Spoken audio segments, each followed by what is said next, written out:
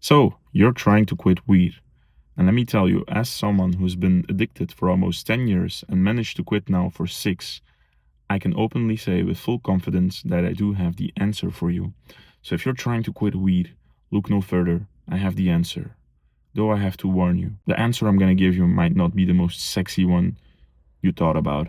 Even worse, it can make you feel very discouraged. It can kill every last bits of motivation you have to quit. Depends on how you look at it though, because if you can handle what I'm going to tell you, it can also serve as the most immense piece of clarity you'll ever have.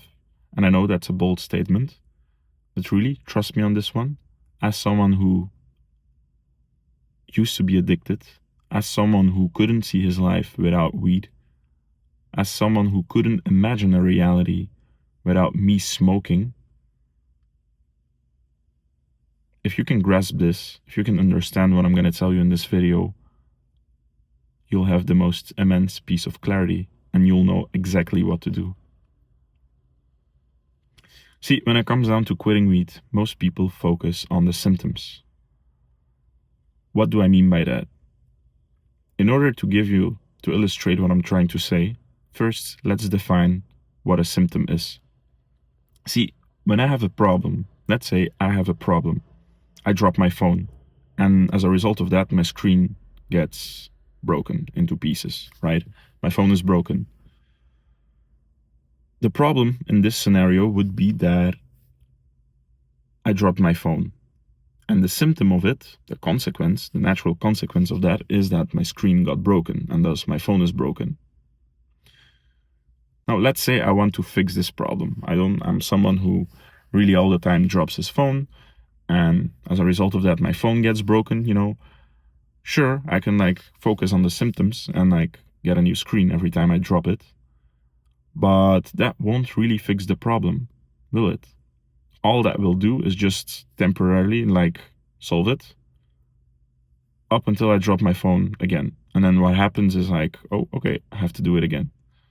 So when it comes down to weed, let's bring it back to weed. A lot of people focus on the symptoms, not on the actual problem.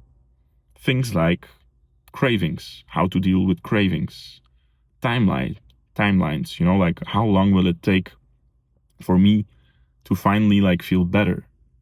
Things like cold turkey or not. Should I just stop and that's it? I remember when I was addicted, I just used to throw the weed out, in the trash and be like, okay, this time it's fixed.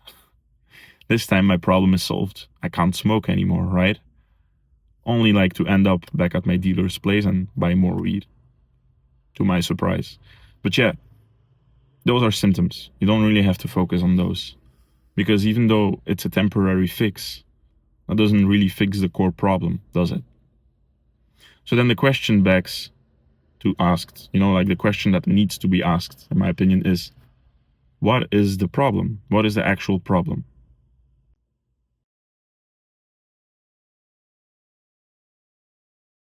Reason why we smoke is because we have a smoker identity. We believe that we are smokers, even though some parts of you don't, because I hear you saying, no, I don't believe, I want to quit, maybe that's what you're telling yourself. I'm here to quit. I don't believe that I am a smoker, but deep down you do. And on top of that, not only smoker identity, but you believe that there is a benefit of smoking weed. You do believe, maybe not your entire self, but a certain part of you do believes that smoking benefits you.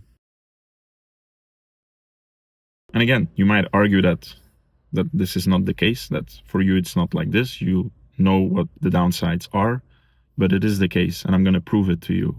See, let's go back to your childhood when you were 4 years old.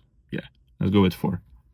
You're 4 years old, and all you can do is just observe your surrounding, look around you, and be like, okay, if my dad or mom or the people who are raising me are telling me to do this, and I do it, and they give me positive feedback, they reinforce positive feedback on me, then you realize oh, okay, mom and dad loves me, right? Or the person who's raising me, I don't know, he loves you. This person loves you, so you feel great. You're surviving. Let's say you do something naughty, something your parents don't approve of.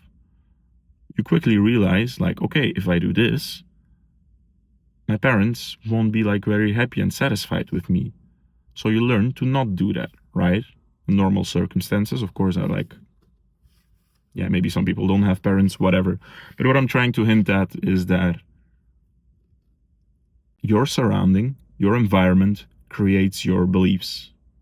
You don't have beliefs from out of nothing, you know? You don't like get born and God comes in front of you and tells you like, hey, what do you want to believe? Or it doesn't work that way, unfortunately. You know, like your environment shape your beliefs. And because of that, you learn what works, what doesn't. You know, your survival plays a huge role into this. You learn to trial and error. Oh, okay, if I do this, this will piss people off, you know, this will piss my parents off. If this pisses my parents off, they don't love me. If they don't love me, I probably won't survive. So this literally proves that you have a smoker identity. And why? Because the moment you started to smoke, you already were like, okay, I'm going to smoke. And I know I'm going way too deep on this, you know, than I should be, but I just really want you to sit with the idea that you do have a smoker identity, in case you're like denying it. Because if you're smoking, you're doing it. You do believe that you are a smoker, right? It's crucial for my next point. You are a smoker. You believe you are a smoker. You perceive yourself as a smoker. And on top of that, you believe it's benefiting you. And about the benefit thing, you know,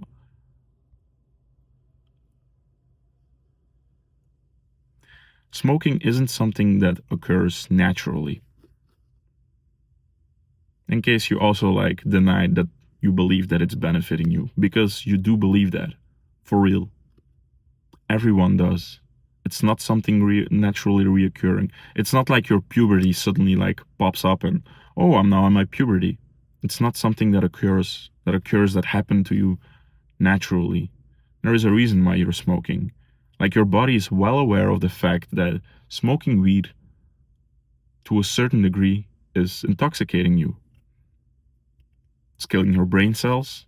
There's like more downsides in smoking than not smoking, you know? So your body knows that. And yet you end up smoking. And this brings me to my next point.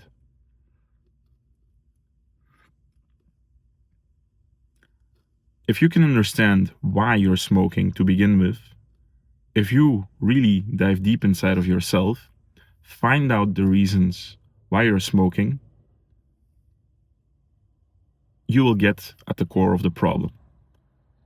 Because if you can understand the deeper reason why you're smoking to begin with, you will understand what's fueling this. What is the reason? If it's not puberty, if it's not something naturally occurring in your body, then there must be a reason, right? Maybe you just feel bored, stressed, going through a breakup. Maybe it's just fun. Life doesn't feel fun without it. Maybe. Unfortunately, I cannot tell you what that reason is for you, but deep down inside, you actually know. You do know. You do know. If you can find out the reason why you're smoking, you will set yourself 50% free, I would argue. Because you'll be aware. You'll understand the problem. You will know what the problem is. I can tell you about, the only thing I can do is like tell you why it was for me. And back in the day, I didn't realize this, but I just used to have like this very immense, heavy feeling. Everything felt heavy and hard for me. It was as if there was like 24/7 resistance like inside of me. Everything felt hard, and I didn't know why. Reflecting back on it now, I realized I was depressed, being through a lot of things. I'm a refugee, in case you wonder.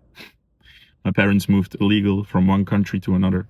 And so what I'm trying to say is like, the moment I smoked, I felt relief. I forgot about everything. I felt hungry again. I was not eating much. Life felt better again. And so there was like a huge payoff for me to smoke. Smoking gave me a huge payoff. Maybe you're not so severely traumatized as I am. Maybe you're just bored. But then again, behind that boredom, there is a reason. Why are you bored? Maybe you have lack of purpose. Maybe there is another reason.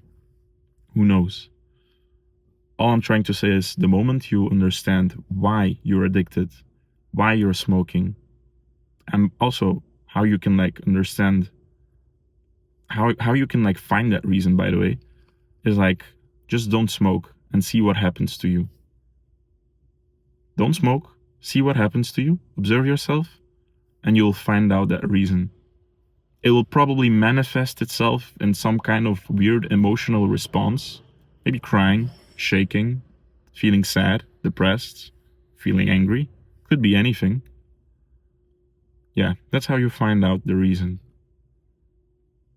And the other 50%, because I mentioned like just being aware, like is this 50%, but the other 50% of the work you have to do, in my opinion, in my humble opinion, as someone who used to be addicted and managed to quit now,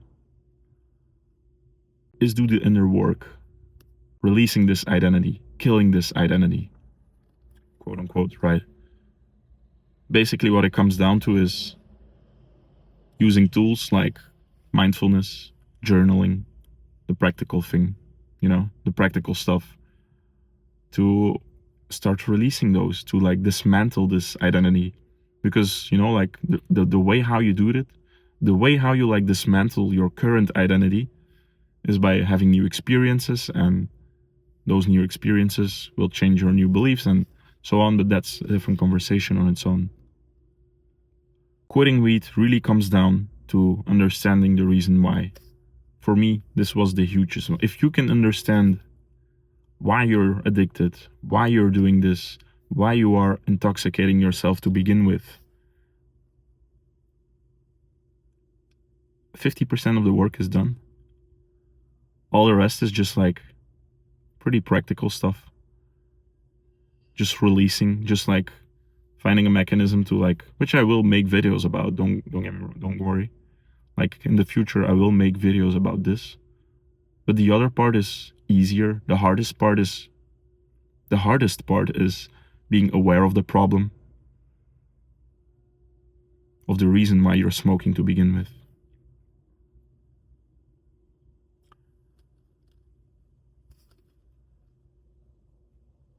I hope this can help.